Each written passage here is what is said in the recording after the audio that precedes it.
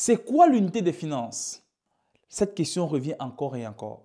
Certains se disent que c'est du 50-50, d'autres se disent que non, bon, c'est du 80-20, du 80-20. Chacun y va de sa compréhension. Mais ce matin, on va vous expliquer exactement de quoi est-ce qu'il est question. L'unité des finances dans le mariage.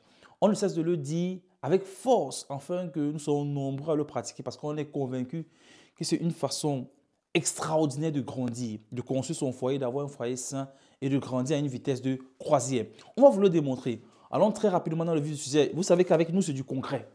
Surtout qu'on a la chance d'avoir un bac C. Avec mention. Qui va nous aider dans les chiffres. Ça va nous permettre d'aller le plus rapidement possible. OK. Ici, on a l'homme et on a la femme qui sont mariés. C'est important. Je ne sais pas comment je vais formuler le mariage. Qui sont mariés. C'est d'abord un mariage. L'homme et la femme qui sont mariés. Les deux forment une famille. Il y a une famille. C'est ça la famille. On conçoit que c'est ceci la famille. Maintenant, on ne veut pas savoir, l'unité des finances ici, on ne veut pas savoir ce que l'homme apporte, ce que la femme apporte. On sait juste que les deux sont là pour faire vivre la famille. Maintenant, vous allez nous parler peut-être des rôles des uns et des autres. Là n'est pas la question pour le moment. Ce qu'on se dit, c'est qu'il y a deux personnes qui doivent faire vivre la famille. Ce que l'homme gagne, il apporte dans la famille. Ce que la femme gagne, elle vient avec dans la famille. Est-ce que tu gagnes plus? On ne veut pas savoir. Est-ce que tu gagnes plus ou bien moins que ton mari? On ne veut pas savoir. Ce qu'on sait, c'est que ce que tu apportes, tu gagnes dans la famille. Ici, on va aller du postulat que madame gagne 1 500 euros. Non, disons 2 500 euros. Monsieur gagne 3 500 euros. Ça veut dire que la famille gagne combien? Bac C. Avec mention, la famille gagne 6 000 euros. 6 000 euros, ça veut dire que la famille gagne 6 000 euros. On ne veut pas savoir. Dans les 6 000 euros, c'est qui a apporté combien, on ne veut pas savoir. Ce qu'on sait, c'est que la famille gagne 6 000 euros. Et le plus important ici, c'est d'abord la famille avant les individualités. On s'aime, on veut construire cette famille. Parce qu'on sait que tant que cette famille vit, on vit aussi. Bon, maintenant, en tant qu'individualité, l'homme a ses priorités, a ses envies, la femme également. Donc, du coup, dans nos 6 000 euros, on vient, on se dit, OK, qu'est-ce qu'on t'attribue à toi? C'est la raison pour laquelle on se dit, chacun devrait avoir son compte. Donc, ça veut dire que les 3 500 euros de monsieur, il les reçoit dans son compte à lui. Son compte courant, si vous voulez. La femme, pareillement, elle a son compte courant, elle reçoit son salaire dans son compte. Parce que ce que les gens ne comprennent pas, parce que souvent, ils se disent qu'on a dans un même compte dans lequel on perçoit nos salaires. Ce n'est pas ce qu'on dit. Chacun reçoit son salaire dans son compte. Mais sauf que délibérément, il y a surtout cette volonté de donner délibérément son salaire, de venir avec ce que je gagne, parce que ça y va aussi d'une bonne foi, de l'envie de vouloir faire grandir la famille. Je viens avec mon salaire dans le foyer, dans la famille, pour faire grandir la famille. Pareillement avec madame qui vit avec son salaire. Sauf que quand les salaires sont donc réunis dans notre compte, on peut l'appeler, ça peut être peut-être un compte d'épargne ou bien un compte courant qu'on a en gestion. Le plus important ici, ce qu'on ne cesse de dire, c'est que l'homme comme la femme ont tous les deux gestion, regard entier sur ce qui se passe dans les fonds de la famille. Monsieur, madame ont les clés du compte ici et savent exactement ce qui s'y passe à tout instant.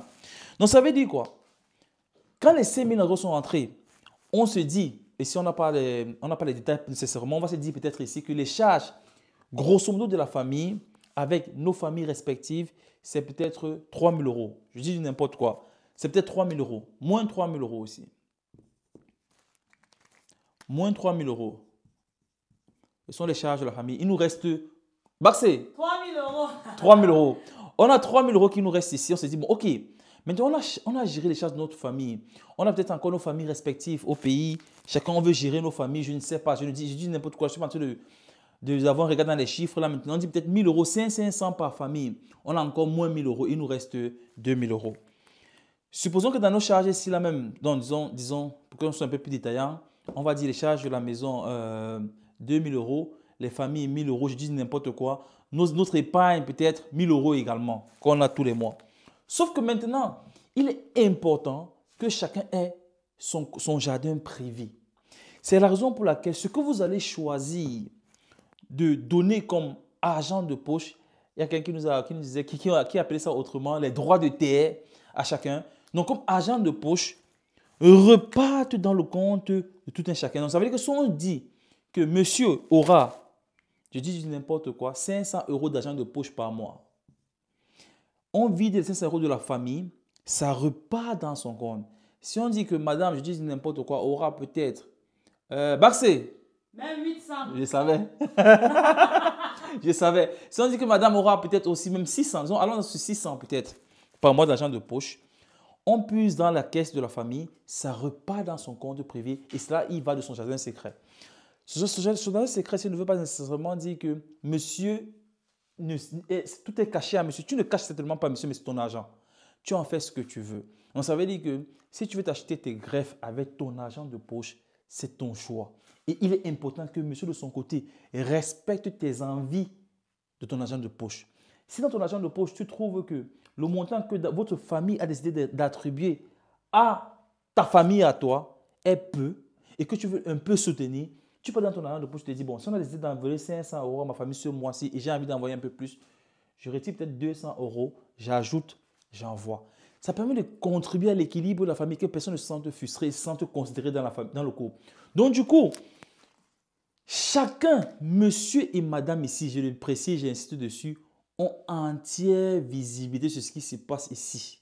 Ce qui se passe. Et ensemble, décident d'attribuer les charges qu'on va faire à la fin du mois. Maintenant, en fonction des préférences, en fonction des choix, vous avez certainement un montant que vous décidez d'épargner par mois qui, après un salaire de 6 000 euros, 1 000 euros est peu. On va seulement avec l'exemple là. J'espère que vous ferez mieux que ceci. Peut-être 1 500, peut-être 2 000 que vous avez choisi d'épargner pour votre famille. Et quand ce montant va devenir conséquent, monsieur et madame toujours, qui ont entière visibilité sur cet argent, vont continuellement s'asseoir pour en débattre et se dire, qu'est-ce qu'on en fait? Ok, aujourd'hui, on peut essayer d'investir dans l'immobilier, on prend, on donne. Ça fait qu'à la fin du mois maintenant, après avoir constitué une épargne conséquente, on investit dans quelque chose qui nous rapporte un argent en plus. Ça veut dire que à la fin du mois, en plus de mon salaire, de celui de madame, il y aura un troisième salaire, une troisième poche d'entrée qui viendra et ainsi de suite, quatrième. Mais tout ce qui viendra, vous aurez compris, vient pour bonifier la famille.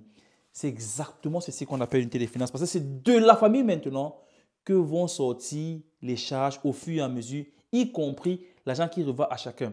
Donc, pour beaucoup, l'unité des finances serait, c'est là où on se dit que vous ne comprenez certainement pas ce qu'on a, vous n'avez peut-être pas encore bien perçu ce qu'on dit. C'est quand pour beaucoup, ils se disent, ok, j'ai 3 000 euros, je donne 2 500 à la famille. Voilà l'unité des finances. Tu as 2 500 euros, je donne. Non, ce n'est pas ce qu'on se dit. Vous aurez bien compris.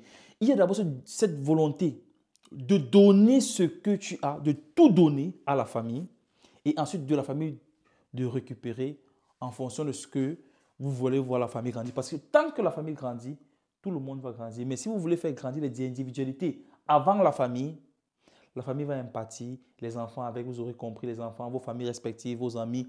Et surtout, il est important de le préciser, ce qui vous a d'abord uni. Votre amour, le mariage. Parce que s'il n'y a pas cette union, cet amour aussi entre vous, quelqu'un nous a dit l'autre jour que les gens ont tellement investi ensemble que même s'il n'y a plus l'amour, ils sont obligés de rester ensemble parce que les investissements sont déjà lourds. Mais je pense que même s'il n'y a plus l'amour, même si vous avez investi combien, vous allez le détruire au fur et à mesure. Ça, c'est juste une question de temps. Ça, vous pouvez penser être tenir sur le moment, mais c'est juste une question de temps.